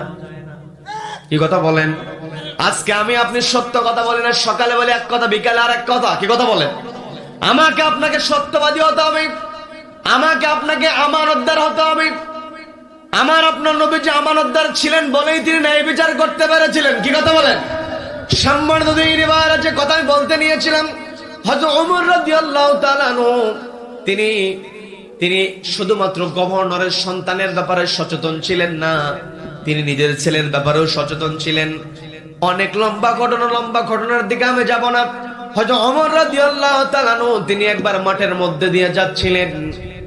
যখন তিনি মাঠের মধ্যে দিয়ে যাচ্ছেন, এমত অবস্থায় তিনি মাঠের মধ্যে লক্ষ্য করলেন কতগুলো উট সেখানে ঘাস খাচ্ছে। কতগুলো উটের দিকে তিনি লক্ষ্য করলেন। লক্ষ্য করতে গিয়ে তিনি একটা বিষয় খেয়াল করে দেখলেন, একটা উট অপেক্ষাকৃত একটু মোটা তাজা, একটু হৃষ্টপুষ্ট। যখন আমি আপনি আপনার গ্রামের দিকে যদি খেয়াল করি, কেউ যদি কারো গরুটাকে একটু মোটা তাজা করতে পারে, মানুষ গিয়ে কিন্তু তার কাছ থেকে পরামর্শ নেয় যে তুমি কেমন করে গরুকে খাওয়াও, কেমন করে পরিচর্যা করো, জিজ্ঞাসা করে কি করে না? সবাইকে বলতে হবে করে কি করে না। হযরত ওমর রাদিয়াল্লাহু তাআলা যখন লক্ষ্য করে দেখলেন মাঠের মধ্যে একটা অপেক্ষাকৃত উট অনেক মোটা তাজা, তিনি চিন্তা করলেন এই উটের মালিকের সঙ্গে যদি একটু কথা বলে, তার কাছ থেকে টিপস নিয়ে যদি আমি আমার জনগণকে জানাইয়া দিতে পারি, আমার জনগণ কিন্তু উটটাকে মোটা তাজা করে তারা লাভবান হতে পারবে। চিন্তা করে দেখেন, যারা এই চেয়ারটাকে আমানত মনে করো, তারা সবসময় জনগণকে নিয়ে চিন্তা করে। কি কথা বলেন? হয়তো ওমর রাদিয়াল্লাহু তাআলা তিনি বললেন, তার কর্মচারীকে ডাক দিয়ে বললেন, দেখো তো ওই যে উটটাকে লক্ষ্য করছে, উটের মালিকটাকে একটু খুঁজে বের করো, তার সঙ্গে আমি একটু কথা বলতে চাই। হযরত ওমর রাদিয়াল্লাহু তাআলা অর্ডার পাওয়ার পরে তারা খুঁজতে লাগলো উটের মালিককে। খোঁজ নিয়ে যখন জানতে পারলো, জানার পর ওমরের সামনে হাজির হয়েছে। হযরত ওমর রাদিয়াল্লাহু তাআলা জিজ্ঞাসা করলেন, উটের মালিককে পেয়েছো নাকি? বলা হলো, উটের মালিককে আপনি খুঁজতে বলেছেন, অথচ উটের মালিক আপনার বাড়ির মধ্যেই আছে। আমার বাড়িতে মানে বলে আপনার সন্তানের উটটাই হলো সেই উট। সন্তানকে তিনি ডাক দিলেন, সন্তানকে ডাক দিয়ে বলতেছেন, দেখলাম মাঠের মধ্যে তোমার একটা উট, আমি দেখলাম ভালোই তো উটটা মোটা তাজা হয়েছে, ভালোই তো উট পালন করছো, উটকে কেমন করে পরিচর্যা করো, নিশ্চয় অন্যান্যদের চাইতে তুমি ভালো করে উটটাকে পরিচর্যা করো। তুমি কোন কোন টিপসটাকে অবলম্বন করে একটু আমাকে জানাও, আমি একটু জানবো। এই কথা বলার পরে হযরত ওমর রাদিয়াল্লাহু তাআলার সন্তান বলতেছেন, না আমি তো তেমন কোনো যত্ন করি না, প্রতিদিন আমি সকালবেলা আমার উটটাকে মাঠের মধ্যে ছেড়ে দেই, সন্ধ্যাবেলা আমি ঘরে উঠাই, অতিরিক্ত কোনো পরিচর্যা আমি আমার উটের ব্যাপারে করি না। বিরক্ত হচ্ছেন নাকি? বিরক্ত হচ্ছেন নাকি? অতিরিক্ত কোনো পরিচর্যা আমি করি না। এই কথা বলার পরে হযরত ওমর রাদিয়াল্লাহু তাআলা তিনি চিন্তা করলেন, আমার ছেলে তো মিথ্যা কথা আমার কাছে বলতে পারে না, কারণ সন্তান কোন কাজ করতে পারে, কোন সন্তান কতটুকু মিথ্যা কথা বলতে পারে, কোন সন্তান কতটুকু খারাপ কাজ করতে পারে, পিতা মাতা কিন্তু ভালো বোঝে। কি কথা বলেন? কি কথা বলেন? সন্তান কেমন বাপ বলে দিতে পারে, সন্তান কেমন মা বলে দিতে পারে। পর্দার মা বোনের কানটি একটু খাড়া করবেন, আপনার দৃষ্টি আকর্ষণ করে বলছি। আপনাকে ডাক দিয়ে আমি এই কথাটা বলার কারণটা হলো, সন্তান কেমন এটা দেখার দায়িত্ব আপনার বড় দায়িত্ব। কারণ ছোট্ট সন্তান সবচাইতে ভালো সম্পর্ক হয় তার মায়ের সঙ্গে। কি কথা বলেন? মা যেমনটা করে সন্তান তেমনটা করে। সন্তান মায়ের কাছ থেকে সবকিছু শিখতে পারে। আপনার সন্তান সত্য কথা শিখবে আপনার কাছ থেকে, আপনার সন্তান নামাজ পড়া শিখবে আপনার কাছ থেকে। আমি প্রায় জায়গাতে মা বোনদের উদ্দেশ্য করে একটা কথা বলে থাকি, সেটা হলো, মা আপনি যদি নামাজি হন, আপনার সন্তান আপনাকে দেখে নামাজ শিখবে। আমাদের পরিবারে অনেকটা ঘটনা আমরা দেখে ফেলি, সেটা হলো, মা যদি নামাজি হয়, মা ওযু বানিয়ে যায়, নামাজ বিছিয়ে নামাজ আদায় করে। আর ওই মায়ের যদি 2.5 বছর 3 বছরের ছোট্ট বাচ্চা থাকে, 2.5-3 বছরের ছোট্ট বাচ্চা মাকে প্রত্যেকদিন লক্ষ্য করে মা নামাজ আদায় করে, নামাজের দিকে সে তাকিয়ে থাকে, মা নামাজের মধ্যে কিয়াম করে, রুকু করে, সেজদা করে, কোনটা কিয়াম কোনটা রুকু কোনটা সেজদা ছোট্ট মানুষ বোঝে না। কিন্তু প্রত্যেক দিন মা যখন তার কপালটা জমিনে ঠেকায় সেজদা দেয় কাকে? সবাইকে বলতে হবে সেজদা দেয় কাকে? আল্লাহকে সেজদা দেয়। এই দৃশ্য ছোট্ট বাচ্চা প্রত্যেকদিন লক্ষ্য করেছে, মা সেজদা দেয়। একটা পর্যায়ে ওই ছোট্ট হৃদয়ের মধ্যে সেজদার প্রতি এমন একটা আকর্ষণ তৈরি হয়ে যায়, মা ওযু বানিয়েছে, জায়নামাজ বিছিয়ে জায়নামাজে দাঁড়িয়ে নামাজ পড়বে, কিন্তু ছোট্ট বাচ্চা মাকে সুযোগ না দিয়া তড়িঘড়ি করে ওই জায়নামাজের উপরে গিয়ে সেজদা দেওয়া শুরু করে। দৃশ্য আছে না নাই? সবাইকে বলতে এমন দৃশ্য আছে না নাই? এখন প্রশ্ন হলো, মা যদি নামাজ না পড়ে ওই মায়ের সন্তানকে এরকম সেজদা দিতে পারবে নাকি? তার মানে মা আপনাকে ডাক দিয়ে বলছি, আপনাকে দৃষ্টি আকর্ষণ করে বলছি, মা আপনি নামাজ পড়বেন, আপনি কোরআন তেলাওয়াত করবেন, আপনি যে আল্লাহকে ভয় করেন এটা সন্তানকে বোঝাবেন। আপনি যখন সন্তানের সামনে আল্লাহর ভয়টাকে প্রদর্শন করতে পারবেন, আপনাকে দেখে আপনার সন্তান তার মনের মধ্যে আল্লাহর ভয় নিয়ে আসতে পারবে। কথা বলেন ঠিক কিনা? আমি একটু পারেন, আপনার সন্তানের মনের মধ্যে যদি আল্লাহর ভয় থাকে, আপনার সন্তান যত বড় চেয়ারে বসুক না কেন, আপনার সন্তানের কাছে যত বড় অফার আসুক না কেন, যত অফারে আপনার সন্তানকে দেওয়া হোক না কেন, আপনার সন্তানের অন্তরে যদি আল্লাহর ভয় থাকে, আপনার সন্তান দুনিয়ার কোনো অফারকে গ্রহণ করবে না, সমস্ত অফারকে প্রত্যাখ্যান করবে। কার ভয়ে? সবাইকে বলতে হবে কার ভয়ে? এই জন্য মা আপনাকে দৃষ্টি আকর্ষণ করে বলছি, আপনি আল্লাহকে ভয় করবেন, আপনি সত্যবাদী হবেন, আপনি কোরআন পড়বেন, আপনি নামাজ পড়বেন, এগুলো দেখে আপনার সন্তান শিখবে। সন্তান যখন আদর্শ হয়ে যাবে, কোন পরিবার যদি আদর্শ পরিবার হয়ে যায়, ওই পরিবারটা আদর্শ সমাজ তৈরির জন্য ভূমিকা রাখতে পারে কি পারে না? এই জন্য আমাকে আপনাকে আদর্শ পরিবার বানাতে হবে। যে কথা বলতে নিয়েছিলাম, হযরত ওমর রাদিয়াল্লাহু তাআলা সন্তানকে যখন জিজ্ঞাসা করলেন, তুমি তোমার উটের কেমন পরিচর্যা করো? যখন বলা হলো, আমি অতিরিক্ত তেমন কোনো পরিচর্যা করি না, অন্যদের মতো প্রতিদিন আমি মাঠের মধ্যে আমার উটটাকে ছেড়ে দেই, আমার সন্ধ্যায় ঘরে ওঠাই। হযরত ওমর রাদিয়াল্লাহু তাআলা ছেলের জবাবে সন্তুষ্ট হতে পারলেন না। আবার তিনি চিন্তা করলেন, আমার সন্তান তো আমাকে মিথ্যা কথা বলবে না। তিনি সন্তানের সঙ্গে আর কথা বাড়ালেন না। তিনি গোয়েন্দা সংস্থার সদস্যদেরকে ডাক দিলেন, ডাক দিয়ে বলছেন, আমার সন্তান যে উত্তরটা আমাকে দিয়েছে, অতিরিক্ত সে কোনো পরিচর্যা করে না, কিন্তু অতিরিক্ত পরিচর্যা না করলে উট তো মোটা তাজা হওয়ার কথা নয়। তোমরা একটু আসলে খোঁজ নিয়ে দেখো তো, আমার সন্তানের উটটা মোটা হওয়ার কারণটা কি, এটা একটু আমার জানতে হবে। এই কথা বলার পরে গোয়েন্দা সংস্থা দায়িত্ব পালন শেষে অর্থাৎ তথ্য নিয়ে যখন হাজির হলো, হয়তো ওমরের সামনে হাজির হয়েছে। হয়তো ওমর জিজ্ঞাসা করলেন, কি তথ্য নিয়ে এসেছো? জবাব দেওয়া হলো, আপনার ছেলে যেমনটা বলেছে, অতিরিক্ত কোনো কেয়ার সে করে না, কথা সত্য। তবে বিষয়টা হলো, এই জায়গাতে একটা আলাদা সুবিধা আছে, সেটা হলো আপনার সন্তানের উট যখন মাঠের মধ্যে চলে যায়, রাখালরা জানে এটা তো খলিফার পুত্রের উট। রাখালরা খলিফার পুত্রের উট হওয়ার কারণে যেই জায়গাতে ভালো ঘাস আছে, আপনার পুত্রের উটটাকে সেই জায়গাতে ঘাস খাওয়ার জন্য সুযোগ করে দেয়।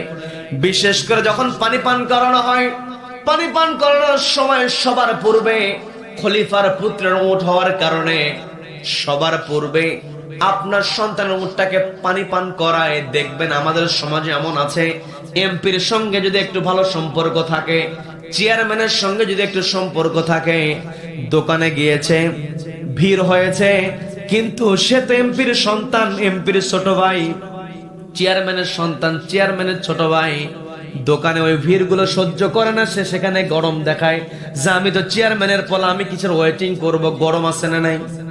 আছে না নাই? হযরত ওমর রাদিয়াল্লাহু তাআলা তিনি যখন শুনলেন, তিনি চিন্তিত হয়ে পড়লেন। দ্রুত তার ছেলেকে ডাক দিলেন। বিরক্ত হচ্ছেন নাকি? দ্রুত তার ছেলেকে ডাক দিলেন, ডাক দিয়ে বলছেন, তোমার উটটাকে দ্রুত সময়ের মধ্যে তুমি বিক্রি করে দেবা। একটা বর্ণনায় পাওয়া যায় তিনি 3টা দিন নির্ধারণ করে দিলেন। 3 দিন নির্ধারণ করে দিয়ে বলতেছেন 3 দিনের মধ্যে তুমি তোমার উটটাকে বিক্রি করে দেবে, এবং যখন তুমি তোমার উটটাকে বিক্রি করবে, তোমার উটটা বিক্রি করার সময় সবচাইতে দুর্বল যেই উট, সবচাইতে জীর্ণ শীর্ণ একেবারে দুর্বল যেই উট, যেই উটের শরীরে গোস্ত কম হবে, সেই উটের দামটাও তুমি শুনে নেবে। যখন পিতা অর্ডার দিলেন, পুত্র অর্ডার শুনলেন, কোনো কথা বললেন না।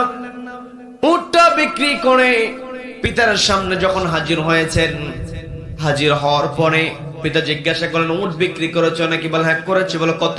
বলে এত মুদ্রা। তোমাকে যে বলেছিলাম সবচাইতে দুর্বল উটের দামটা শুনে এসো, শুনেছো নাকি? বলে হ্যাঁ শুনেছি। কত? বলে এত। তাহলে তোমার উটের যেই মূল্য হয়েছে সেই মূল্য থেকে দুর্বল উটের মূল্যটা বাদ দিয়ে দাও, অতিরিক্ত যে অর্থ থাকবে যত দ্রুত সম্ভব রাষ্ট্রীয় কোষাগারে অতিরিক্ত টাকাটা তুমি জমা দিয়ে দাও। বলেন না সুবহানাল্লাহ।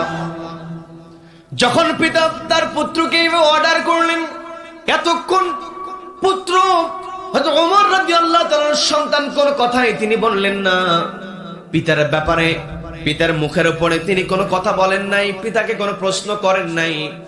যখন পিতা অর্ডার দিলেন অতিরিক্ত মুদ্রা তুমি রাষ্ট্রীয় কোষাগারে জমা দিয়ে দিবে, এই প্রশ্ন করে এই অর্ডার দেওয়ার সঙ্গে সঙ্গে সন্তান বলছে, বাবা এতক্ষণ আপনি আমাকে যা করতে বলেছেন আমি করেছি, আপনি এখন আমাকে অর্ডার দিয়েছেন রাষ্ট্রীয় কোষাগারে অতিরিক্ত যেই টাকাটা হয়েছে, যেই মুদ্রা হয়েছে রাষ্ট্রীয় কোষাগারে জমা দেওয়ার জন্য আমি জমা দিয়ে দেব।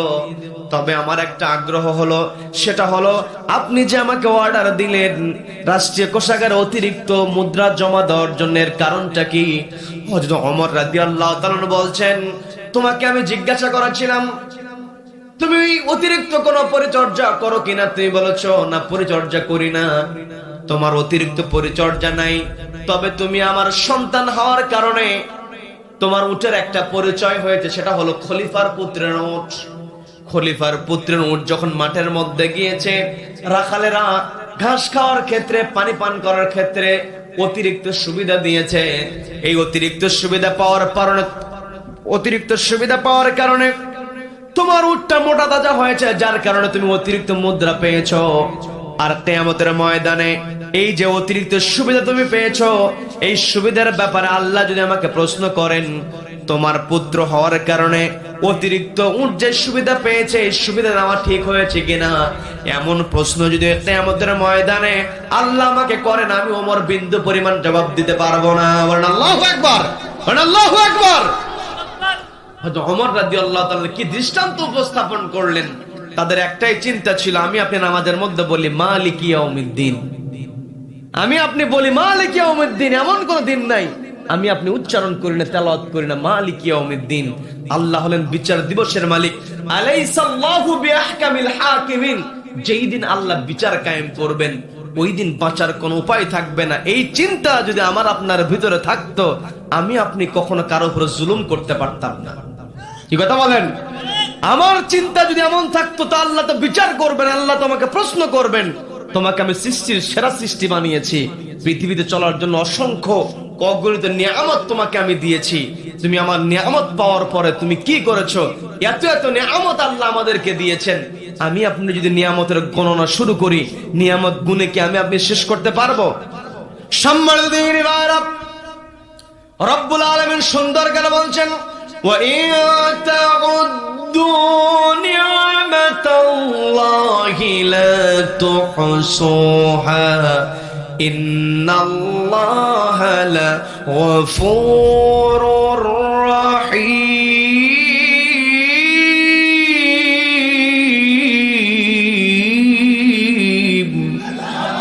আল্লাহ বলছেন, ওয়া ইন তাউদ্দু, আমার বান্দারা তোমরা যদি গণনা শুরু করে দাও, নি'মাতাল্লাহ, আমি আল্লাহ আমার নিয়ামতের গণনা যদি তোমরা শুরু করে দাও, লা তুহসুহা, তোমরা হিসাব মেলাতে পারবে না। আমাকে আপনাকে আল্লাহ রাব্বুল আলামিন এত নিয়ামতের মধ্যে ডুবিয়ে রেখেছেন। পানির মধ্যে মাছ যখন বসবাস করে, মাছের চতুর্পাশে যেমন পানি থাকে, আমি আপনি পৃথিবীতে বেঁচে আছি, আমার আপনার চতুর্পাশে আল্লাহর নিয়ামত আর নিয়ামত। কথা বলেন ঠিক কিনা? এত নিয়ামত আল্লাহ আমাকে আপনাকে দিয়েছেন। ও আমার মেহেরপুরের ভাইরা, শুধুমাত্র একটা নিয়ামতের কথা আমি বলবো, আপনাদেরকে বিরক্ত হবেন নাকি? বিরক্ত হবেন নাকি? এই যে আমরা এখানে সবাই বেঁচে আছি, আমরা সবাই জীবিত, আমাদের শ্বাস প্রশ্বাস চলছে, শ্বাস প্রশ্বাস যখন বন্ধ হয়ে যাবে আমরা মারা পড়বো। কি কথা বলেন? আমরা মারা যাব। এই যে অক্সিজেন আমি আপনি পরিবেশ থেকে নিচ্ছি, আজকে বায়োলজিক্যাল সায়েন্স যে তথ্যটা দিয়েছে একজন মানুষ বেঁচে থাকার জন্য পরিবেশ থেকে প্রতি মিনিটে 7 থেকে 8 লিটার অক্সিজেন গ্রহণ করে। বলেন না সুবহানাল্লাহ। প্রতি মিনিটে যদি 7 থেকে 8 লিটার অক্সিজেন গ্রহণ করে, তাহলে আমি আপনি 24 ঘন্টায় আমি আপনি 10,000 থেকে 11,500 লিটার অক্সিজেন গ্রহণ করছি। আবার এই 10,000 থেকে 11,500 লিটার অক্সিজেন যদি আমার আপনার দেহের মধ্যে সম্পূর্ণ ঢুকে যায়, আমি আপনি অসুস্থ হয়ে যাব। এই জন্য রব্বুল আলামিন আমার আপনার রেসপিরেটরি সিস্টেমের মধ্যে এমন মেকানিজম দিয়েছেন, এই 10,000 থেকে 11,500 লিটার অক্সিজেন থেকে ব্যবহারের উপযোগী মাত্র 500 লিটার অক্সিজেন সাকনার যে সিস্টেমটা আল্লাহ আমার আপনার দেহের মধ্যে দিয়েছেন। বলেন না সুবহানাল্লাহ। এই যে প্রতিনিয়ত আমি আপনি 500 লিটার অক্সিজেন সাকনার মাধ্যমে আমার আপনার দেহের মধ্যে ঢুকাইয়া দিচ্ছি, পরিবেশ থেকে 10,000 থেকে 11,500 লিটার অক্সিজেন আমি আপনি গ্রহণ করছি। আমার আপনার বয়স যতই হোক না কেন, আমার সামনে ছোট ছোট বাচ্চারা বসে আছে, বৃদ্ধ মুরব্বীরা বসে আছেন, যার বয়স যেমন হোক না কেন, কারো বয়স 10 বছর, কারো বয়স 50 বছর, কারো বছর 60 বছর, যার যেমন বয়স হোক না কেন, যদি বলা হয় মায়ের পেট থেকে ভূমিষ্ঠ হওয়ার পর থেকে নিয়ে এখন পর্যন্ত তুমি কত লিটার অক্সিজেন নষ্ট করেছো, ব্যবহার করেছো, শুধুমাত্র অক্সিজেনের হিসাবটা দাও, আমি আপনি দিতে পারবো নাকি? দিতে পারবো? দিতে পারবো না। তার মানে এত নিয়ামত আল্লাহ আমাকে আপনাকে দিয়েছেন। আবার দেখেন, এই অক্সিজেন নিয়ন্ত্রণ সরাসরি রব্বুল আলামিন নিজের হাতে রেখে দিয়েছেন। কি কথা বলেন? আল্লাহ যদি কোন রাষ্ট্রীয় যারা ক্ষমতাধর তাদের হাতে যদি অক্সিজেনের নিয়ন্ত্রণ দিয়ে দিতেন, তাহলে এই যে বিগত কয়েক বছর এখানে মাহফিল হয় নাই, অনুমতি চাওয়ার পরও অনুমতি দেওয়া হয় নাই, সমাবেশ করা হবে প্রশাসনের কাছে অনুমতি চাওয়া হয়েছে, অনুমতি দেয় নাই। যদি অক্সিজেনের নিয়ন্ত্রণ ওদের হাতে থাকতো, ওরা অনুমতি ঠিকই দিত, অনুমতি ওরা ঠিকই দিত। কিন্তু মাহফিলের সময়, সমাবেশের সময় মানুষ যখন একত্রিত হতো, ওই মাঠের মধ্যে অক্সিজেন সরবরাহ বন্ধ করে দিত। সাংবাদিকেরা গিয়ে প্রশ্ন করতো, কি ব্যাপার, সমাবেশের জায়গায় আপনারা অক্সিজেন সরবরাহ কেন বন্ধ করেছেন? ওরা বলতো, আমরা অক্সিজেন বন্ধ করি নাই, ওদের নাকের সমস্যা। কি কথা বলেন? কি কথা বলেন? আমরা দেখেছি দেশের প্রত্যেকটা জায়গায় যে যেখানে বসেছে সেখানেই মিথ্যা কথা বলেছে। কি কথা বলেন? এখনো ওদের চাপাবাজি বন্ধ হয় না। কি কথা বলেন? মাঝে মধ্যে একটু উকি দিতে চায়, কিন্তু আমাকে আপনাকে সচেতন হতে হবে। কি কথা বলেন? আমি আপনি সচেতন হব, তাওয়াক্কুল করতে হবে কার উপরে? সম্মানিত দিনী ভাইয়েরা, এলোমেলো আজকে আলোচনা হয়েছে, বিরক্ত হচ্ছেন? বিরক্ত হয়েছেন? আমাকে আপনাকে আমাকে আপনাকে কেউ উঠবেন না, আমরা একেবারে শেষ প্রান্তে এসেছি। যেহেতু কথা আমরা শুনলাম, কি শুনলাম, একটু মেসেজ, অল্প কয়েকটা বাক্যে আমাদের বাড়িতে নিয়ে যাওয়া দরকার। আছে না নাই? আছে না নাই? এই পৃথিবীতে আল্লাহ রাব্বুল আলামিন আমাকে আপনাকে সর্বশ্রেষ্ঠ সৃষ্টি বানিয়েছেন। আমরা হলাম আশরাফুল মাখলুকাত। এই পৃথিবীতে আল্লাহ আমাকে আপনাকে পাঠিয়েছেন খলিফা হিসাবে। সবাইকে বলতে হবে কি হিসাবে? সবাইকে বলতে হবে কি হিসাবে? খলিফা হিসাবে। খলিফাতের দায়িত্ব আমাকে আপনাকে পালন করতে হবে। আমাকে আপনাকে আল্লাহ রাব্বুল আলামিন পৃথিবীতে পাঠিয়েছেন শুধুমাত্র আমি আপনি খলিফা হিসাবে ব্যক্তিগত জীবনে আমল করব, তা হবে না। আমাকে আপনাকে ব্যক্তিগত জীবন, পারিবারিক জীবন, সামাজিক জীবন, রাষ্ট্রীয় জীবন, প্রত্যেকটা জায়গায় ইবাদত করতে হবে কার?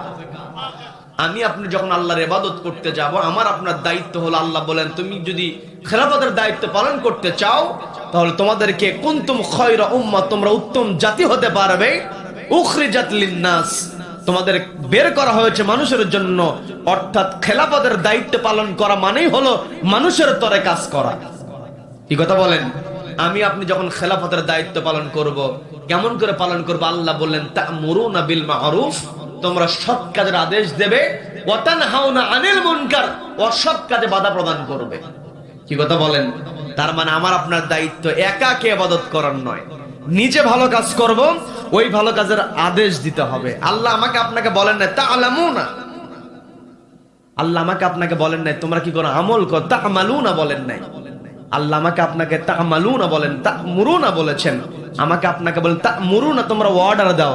এখন আমি আপনি যদি কোনো কাজের অর্ডার দিতে চাই, ওই কাজ যদি আমি আপনি নিজে না করি, অর্ডার দিতে পারবো? এই জায়গাতে আল্লাহ তা'মুরুনা বিল মা'রুফ, এর মধ্যে আল্লাহ দুইটা অর্ডার ঢুকিয়ে রেখে দিয়েছেন। একটা হলো নিজেকে আমল করতে হবে এবং সেই আমলটাকে প্রতিষ্ঠিত করতে হবে, অর্ডার দিতে হবে। এখন আমি আপনি যদি অর্ডার দিতে চাই, আমার আপনার যদি চেয়ার না থাকে, অর্ডার দিতে পারবো? দিতে পারবো? পারবো না। নবীজি মক্কাতে দাওয়াত দিয়েছেন নরম সুরে, কিন্তু মদিনাতে গিয়ে নবীজি রাষ্ট্রীয় চেয়ারে বসেছেন। আমি আপনি নবীজি সুন্নাত পালনের কথা বলি, পাগড়ি পরি, আমি আপনি দাঁড়ি রাখি, লম্বা জুব্বা পরি, আমি আপনি জিকির আজকার করি, সবই করব, ঠিক আছে, অবশ্যই করব। নবীজি যা করেছেন, লাকাদ কানা লাকুম ফি রাসূলিল্লাহি উসওয়াতুন হাসানা, নবীজির সবকিছু আমার আপনার জন্য উত্তম আদর্শ। নবীজির সুন্নাত আমি আপনি মানি, খাস সুন্নাত মানতে চাই, সরাসরি হাদিস মানতে চাই, কিন্তু নবীজির সুন্নাত আমি আপনি মানি, এত সুন্নাত আমি আপনি মানি। কিন্তু নবীজির অন্যতম সুন্নাত ছিল, নবীজির রাষ্ট্রীয় পর্যায়ে আল্লাহর বিধান দিয়ে রাষ্ট্র পরিচালনা করেছেন। আমি আপনি সব সুন্নাত পালন করতে যাই, আমি আপনি সেখানে এগিয়ে যাই, কিন্তু যখনই বলা হয় রাষ্ট্রীয় পর্যায়ে কোরআনটাকে বাস্তবায়নের জন্য এগিয়ে আসতে হবে, তখন আমি আপনি ওই সুন্নাতের কাছে ঢিল দিয়ে দেই। কি কথা বলেন? কিন্তু আল্লাহ তো এটাই বললেন, তা'মুরুনা বিল মা'রুফ, সৎ কাজের আদেশ দাও। এটাই হচ্ছে খেলাফতের দায়িত্ব। আমি আপনি মনে করি যে একাকী কোরআন তেলাওয়াত করলাম, জিকির করলাম, নামাজ পড়লাম, তাহাজ্জুদ পড়লাম, হ্যাঁ এগুলো করতে হবে, কিন্তু ওই একাকী ব্যক্তিগত জীবন পর্যন্ত রাখলে হবে না। ওটাকে সামাজিক জীবনে আনতে হবে, রাষ্ট্রীয় জীবনে আনতে হবে। প্রত্যেকটা জায়গায় আল্লাহর বিধান বাস্তবায়ন করতে হবে। যেখানে আল্লাহর বিধানের বাইরে কোনো কাজ হচ্ছে, ওয়া তানহাউনা আনিল মুনকার, সেখানে বাধা প্রদান করতে হবে। ওয়া তুমিনুনা বিল্লাহ, আর ঈমান রাখতে হবে কার উপরে? আল্লাহর উপরে ঈমান এনে আমি আপনি যদি সত্যিকারের মুমিন বান্দা হতে চাই, আমাকে আপনাকে সৎ কাজের আদেশ দিতে হবে, অসৎ কাজে বাধা প্রদান করতে হবে। এখন এই পৃথিবীতে সবাই কিন্তু নেতৃত্বের জায়গায় যাবে না, সবাই কিন্তু চেয়ারে বসবে না। আমাকে আপনাকে যদি আল্লাহ চেয়ারে বসার তৌফিক দেন, তাহলে আমি আপনি চেয়ারে বসার পরে একটি কিতাবকে প্রাধান্য দিতে হবে। সেই কিতাবের নাম কি? সবাইকে বলবে কিতাবের নাম কি? এই কোরআনের আলোকে আমাকে আপনাকে নেতৃত্বের জায়গায় বসে আমাকে আপনাকে হুকুম তামিল করতে হবে। কিন্তু আমি আপনি যদি নেতৃত্বের জায়গায় যেতে না পারি, তাহলে আমাকে আপনাকে এমন নেতৃত্ব গ্রহণ করতে হবে, এই পৃথিবীতে আমার আপনার পরিচয় হবে দুইটা। সবাইকে বলতে হবে কয়টা? এই কথা বলে শেষ করবো। বিরক্ত হচ্ছেন? বিরক্ত হচ্ছেন? আমার আপনার পরিচয় হবে দুইটা, একটা হয় নেতৃত্ব দানকারী অথবা আনুগত্য পালনকারী। হয় নেতৃত্ব দিতে হবে অথবা আনুগত্য করতে হবে। অনেকে আছে যে না, আমি কাউকে মানতেও পারি না, নেতামুও করতে পারি না, এই ঝামেলার মধ্যে নাই। আছে না নাই? আছে না নাই? বলে যে না, এগুলোর মধ্যে আমি নাই, এগুলো গেলেই, এখানে গেলেই বিপদ, এখানে গেলেই মুসিবত। এই পৃথিবীতে আল্লাহ আমাকে আপনাকে পাঠিয়েছেন তো পরীক্ষার জন্য। আমার আপনার দায়িত্ব হয় নেতৃত্ব দিতে হবে অথবা আনুগত্য করতে হবে। আমার আপনার নেতৃত্ব হতে হবে কোরআন দিয়া, আনুগত্য করতে হবে কোরআনকে দেখে দেখে। কি কথা বলেন? যেই নেতার মধ্যে কোরআন আছে, সেই নেতাকে মুসলমান মানবে। যেই নেতার মধ্যে কোরআন নাই, ওই নেতাকে মুসলমান কখনো মানতে পারে? আল্লাহ বললেন, মাইয়াশফা শাফাআতান হাসানা ইয়াকুল লাহু নাসিবুম মিনহা ওয়া মাইয়াশফা শাফাআতান সাইয়্যা ইয়াকুল লাহু কিফলুম মিনহা। খুবই গুরুত্বপূর্ণ কথা। আল্লাহ স্পষ্ট বলেন, মাইয়াশফা শাফাআতান হাসানা, যেই ব্যক্তি ভালো কাজে সুপারিশ করবে, ইয়াকুল লাহু নাসিবুম মিনহা, ভালো কাজে সুপারিশ করবে, ভালো মানুষের জন্য সুপারিশ করবে, নিজে সরাসরি ভালো কাজ করবে না, নিজের সরাসরি ভালো কাজ করবে না, কিন্তু ভালো কাজে সুপারিশ করবে, ভালো মানুষকে সুপারিশ করবে। এই সুপারিশ করার কারণে ইয়াকুল লাহু নাসিবুম মিনহা, রব্বুল আলামিন তার আমলনামায় সব যুক্ত করে দেবেন। বলেন না সুবহানাল্লাহ। আমি বানিয়ে বলছি না, পবিত্র কোরআনের 4 নম্বর সূরা। সবাইকে বলতে হবে কত নম্বর সূরা? 4 নম্বর সূরা, সূরা নিসার 85 নম্বর আয়াত। আপনার বাড়িতে যদি শুধু বাংলা অনুবাদ কোরআন থাকে, আপনার তাফসীর লাগবে না এই আয়াত বোঝার জন্য। শুধু বাংলা কোরআন। এখানে অনেক যুবক ভাইরা আছেন, একটু আমার কথাটা একটু শুনে যাবেন, মা বোনেরা শুনছেন। পবিত্র কোরআনের 4 নম্বর সূরা, সূরা নিসা, অর্থাৎ নারীদের সূরা। মনে থাকবে সহজে, ভুলে যাবেন না। আমি আপনাদেরকে টেকনিক শিখাই দিচ্ছি, মনে থাকবে। নারীদের সূরা, সূরা নিসা 4 নম্বর আয়াত আল্লাহ 85 নম্বর আয়াত আল্লাহ বলেছেন। 4 নম্বর সূরার 85 নম্বর আয়াত আল্লাহ বলেন, ওয়া মান ইয়াশফা শাফাআতান সাইয়্যা, যেই ব্যক্তি খারাপ কাজে সুপারিশ করবে, নিজে খারাপ কাজ করবে না, কিন্তু খারাপ কাজে সুপারিশ করবে, খারাপ ব্যক্তিকে সুপারিশ করবে। নিজে খারাপ কাজ করবে না, খারাপ কাজে সুপারিশ করলো, খারাপ ব্যক্তিকে সুপারিশ করলো, ইয়াকুল্লাহু কিফলুম মিনহা, ওই খারাপ ব্যক্তিকে সুপারিশ করেছে, খারাপ ব্যক্তি খারাপ কাজ করেছে, কিন্তু নিজে সুপারিশ করার কারণে ইয়াকুল্লাহু কিফলুম মিনহা, তার আমল নামায় গুনাহ যুক্ত হবে। বলেন নাউযুবিল্লাহ। তার মানে আমি আপনি কার সঙ্গে চলছি, কাকে সুপারিশ করছি, কার পক্ষে কথা বলছি, এটা আমাকে আপনাকে বুঝতে হবে। আবারও বলছি, আপনি বাড়িতে গিয়ে আপনার আমার আমলের জন্য, আমার আপনার এই পৃথিবীতে চলার জন্য এই আয়াতটা যথেষ্ট হয়ে যাবে। পবিত্র কোরআনের 4 নম্বর সূরা, সূরা নিসার 85 নম্বর আয়াত আল্লাহ স্পষ্ট বলেছেন, ভালো কাজে সুপারিশ করলা সব পেয়ে গেলা, খারাপ কাজে সুপারিশ করেছো তোমার আমল নামে গুনাহ যুক্ত হবে। যখন খারাপ কাজে সুপারিশ করার পরে আমল নামে গুনাহ যুক্ত হবে, অবস্থান হয়ে যাবে জাহান্নাম। বলেন নাউযুবিল্লাহ। তার মানে আমার আপনার এই পৃথিবীতে আমাকে আপনাকে আল্লাহ রাব্বুল আলামিন সর্বশ্রেষ্ঠ সৃষ্টি আমাকে আপনাকে বানিয়েছেন, আমাকে আপনাকে শ্রেষ্ঠত্ব নিয়ে দুনিয়া থেকে যেতে হবে। এই পৃথিবীতে কিছু মানুষ হবে, তাদের স্ট্রাকচার থাকবে মানুষের, আল্লাহ বলেন উলাইকা কাল আনআম, কিছু মানুষ থাকবে যারা আল্লাহর বিধান না মানার কারণে জন্তুর মতো হয়ে যাবে, বালহুম আদল, এমনকি জন্তুর চাইতে নিকৃষ্ট, পশুর চাইতে নিকৃষ্ট কাজ করে, এমন লোক আছে না নাই? আছে না নাই? তার মানে কোরআনের বিধানের বাইরে যখন মানুষ চলে যাবে, মানুষ তখন প্রচুর চাইতে খারাপ হয়ে যাবে, তখন শ্রেষ্ঠত্ব থাকবে না। আল্লাহ আমাকে আপনাকে বলেন ওয়ালাকাদ কাররামনা বানি আদম, আদম সন্তানকে কাররামনা, আমি সম্মানিত করেছি। এই সম্মান আমি আপনি তখনই ধরে রাখতে পারবো যখন আমার আপনার যেই পাঠানোর উদ্দেশ্য, আল্লাহ আমাকে আপনাকে বলেন ইন্নী জাইলুন ফিল আরদি খলিফা, জমিনে আমি আপনি আল্লাহর প্রতিনিধি। আল্লাহর প্রতিনিধিত্ব করা মানেই হলো আল্লাহর এই কিতাবটাকে রাষ্ট্রীয়ভাবে বাস্তবায়নের জন্য সর্বোচ্চ চেষ্টা করা। এটাই হলো আল্লাহর যেই পাঠানো যে দায়িত্ব, আল্লাহর যে প্রতিনিধি, আমরা এই প্রতিনিধির দায়িত্ব পালন করার কথা বলেন, ঠিক কিনা? যখন আমি আপনি প্রতিনিধির দায়িত্ব পালন করব, সমাজে ন্যায় প্রতিষ্ঠিত হয়ে যাবে, অন্যায় দূরীভূত হয়ে যাবে। রব্বুল আলামিন যে কথাগুলো আমরা বললাম, শুনলাম, আমাদের বাস্তব জীবনে আমল করার তৌফিক দান করুন। বলেন আমিন, বলেন আমিন। ওয়া আখিরু দাওয়ানা আনিল হামদুলিল্লাহি রাব্বিল আলামিন।